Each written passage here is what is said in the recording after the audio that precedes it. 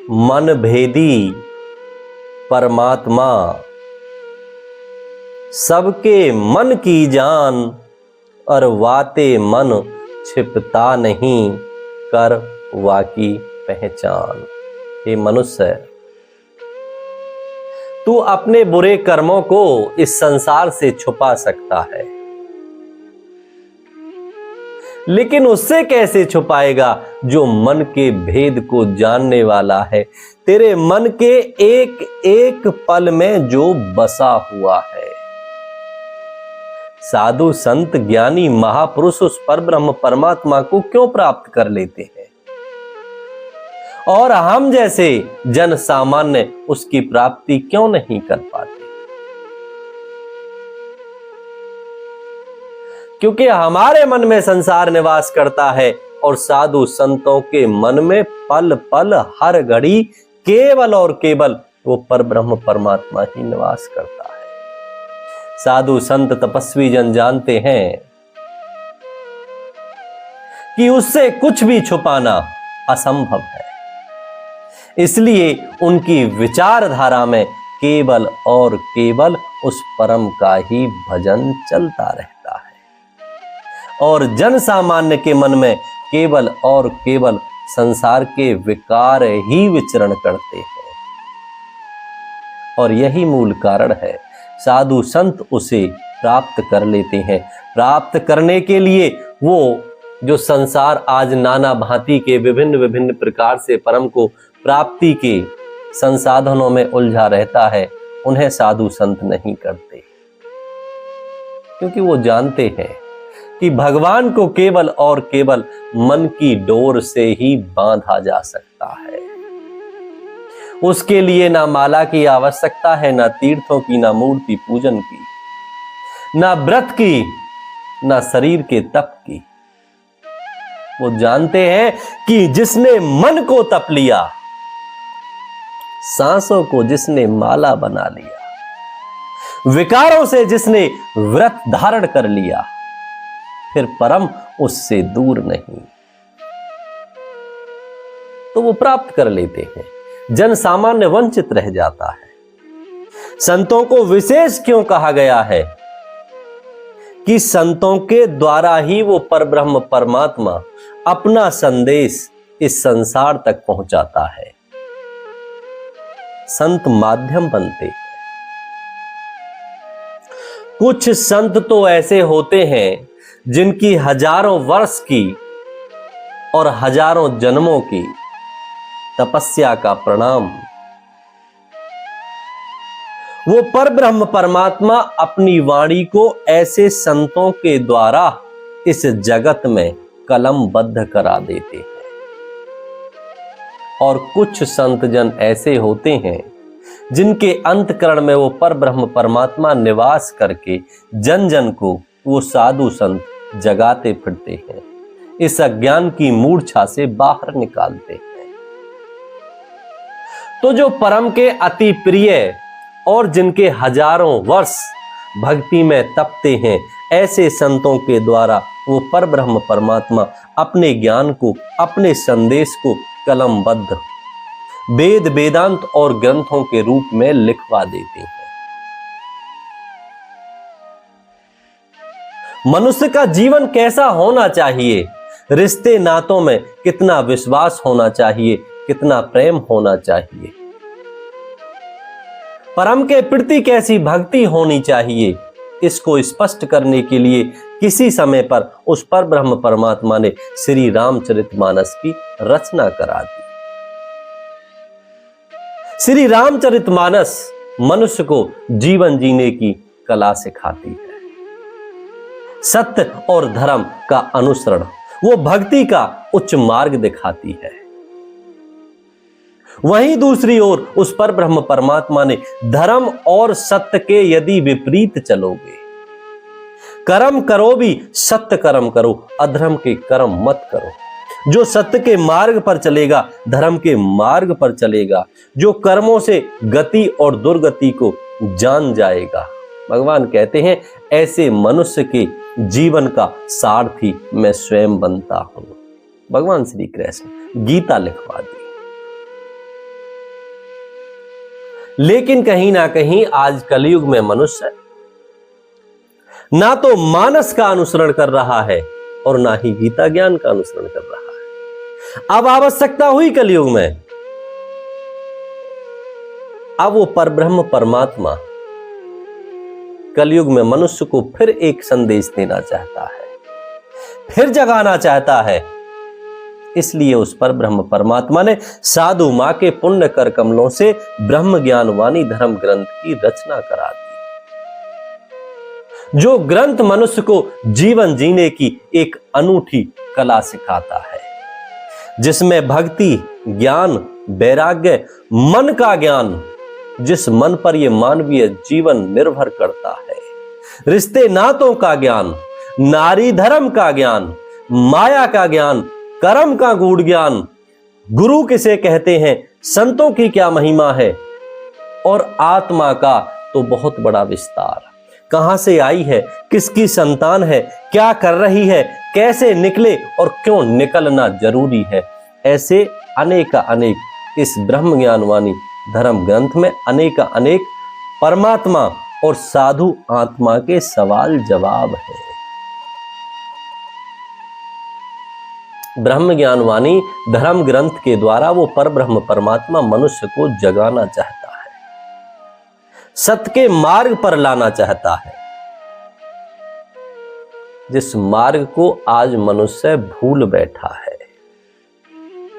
ब्रह्म ज्ञान वाणी धर्म ग्रंथ में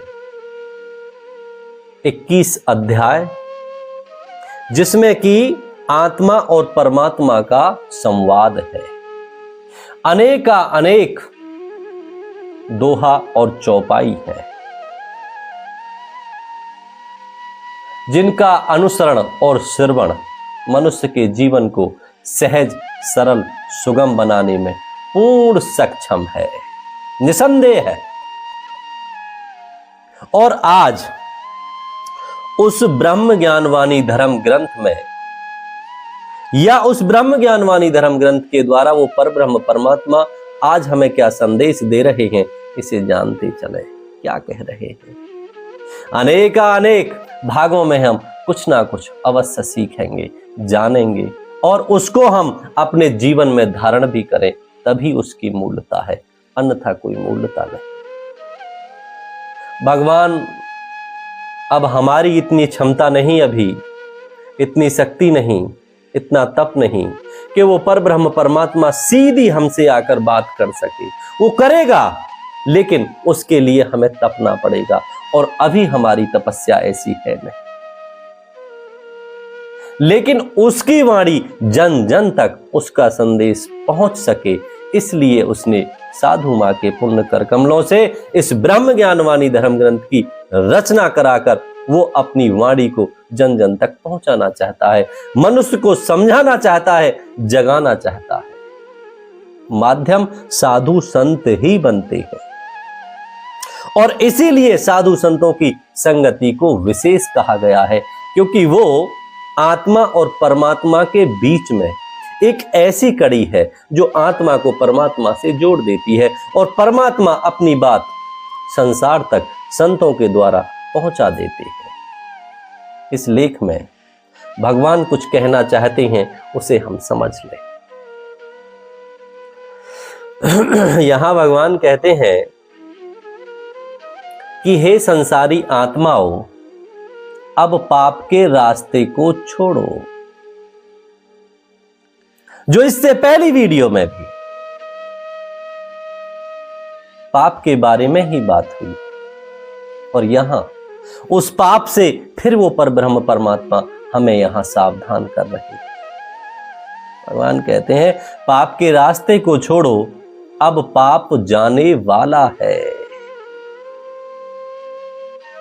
उसकी कलाई क्यों पकड़े हुए हो, जो परम का बैरी है, शत्रु है, और जिसके अब जाने का समय निकट आ गया, क्योंकि अब मेरे आने का समय हो रहा है। मैं पूरे संसार की आत्माओं को आवाज दे रहा हूं।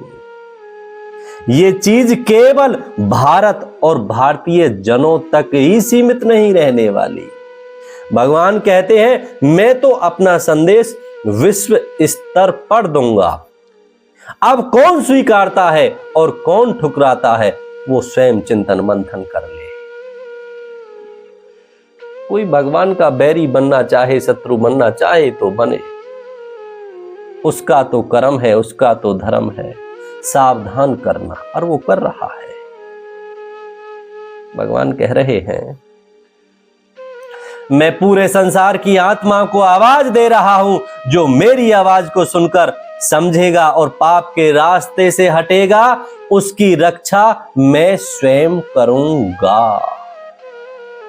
मैं रक्षा करूंगा स्वयं। क्यों कह रहे हैं? क्योंकि अब यहां से आगे कुछ समय बाद विपदा शुरू होने वाली है, प्राकृतिक आपदा शुरू होने वाली है, लेकिन बच जाओगे जो उसके शरणागति हो जाओगे, उसकी शरण में पहुंच जाओगे, उसके सुमरन में तल्लीन हो जाओगे, ब्रह्म ज्ञान वाणी धर्म ग्रंथ के एक एक शब्द को धारण करोगे, तो भगवान कह रहे हैं मैं रक्षा करूंगा।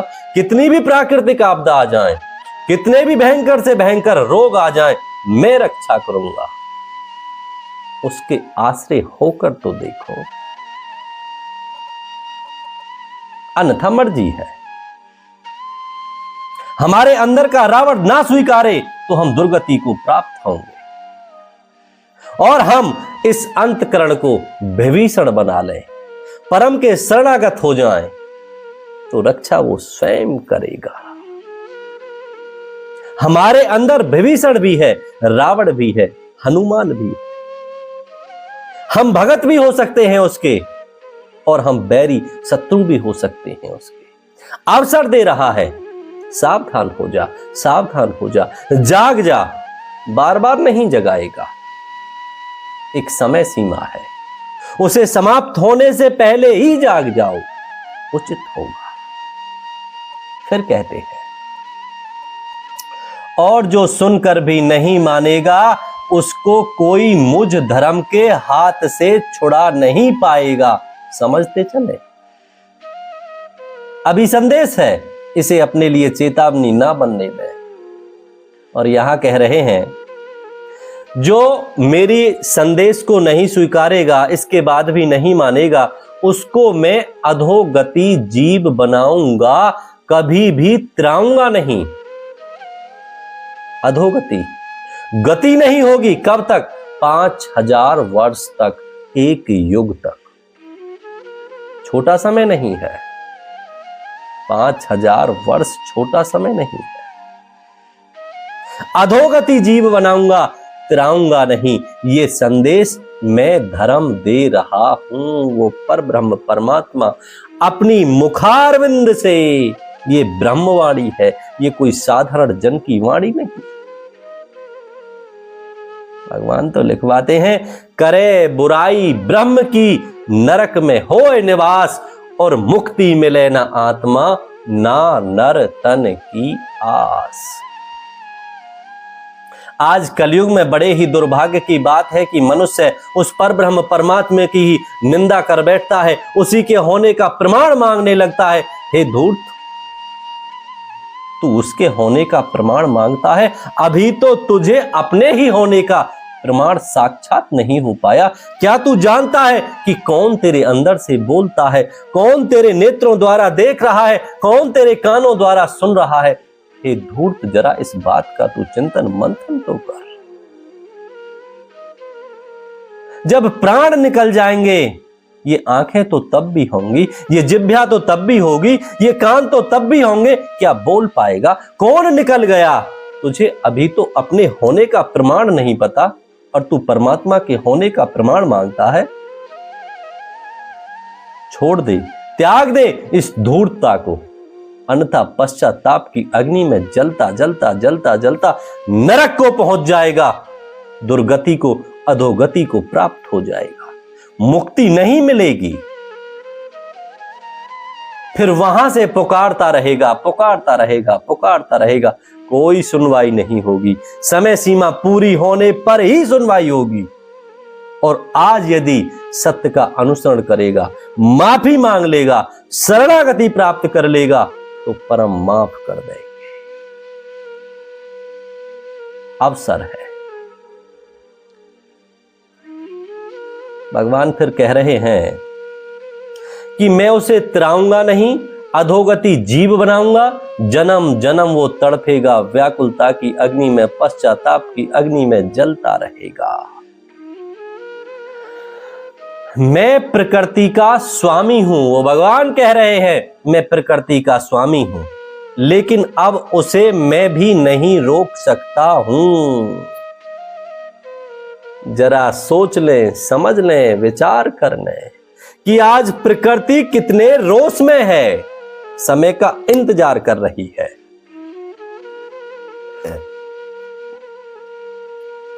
कब मैं विनाश पर उतारू हो जाऊं, कब मैं विनाश करूं, तैस नैस कर दूं। प्रकृति अपने रोष को थामे बैठी है, थामे बैठी है। हे परम, भेज संदेश, संदेश भेज दे, फिर मैं देख लूंगी। भगवान कह रहे हैं मैं संदेश भेज रहा हूं, मेरी संतान है वो भी, मैं भी उस पर दया कृपा करना, उसे मौका देना चाहता हूं। तो प्रकृति कहती हां भेज दे, तू भेज दे, अब समय निकट आ रहा है। इतने के बाद भी ना समझे। खैर, भगवान मैं प्रकृति का स्वामी हूं, लेकिन अब उसे मैं भी नहीं रोक सकता हूं, और क्योंकि मैं संसार का पिता हूं, इसलिए समय रहते संसार को संदेश दे रहा हूं। पिता होने के नाते मैं अपना फर्ज पूरा कर रहा हूं। भगवान, पिता होने के नाते मैं अपना फर्ज पूरा कर रहा हूं। अब मनुष्य अपना फर्ज पूरा करे ना करे, भगवान कहते हैं इससे मुझ पर कोई फर्क नहीं पड़ता। एक समय है, समझाने की भी एक लिमिट है, एक सीमा है। पिता तो समझाएगा, उसके साथ मत बैठ, ऐसा आचरण मत कर, ये मत खा पी। संतान मान जाए तो अच्छी बात है, अन्यथा फिर जेल के दरवाजे तो खुलते ही।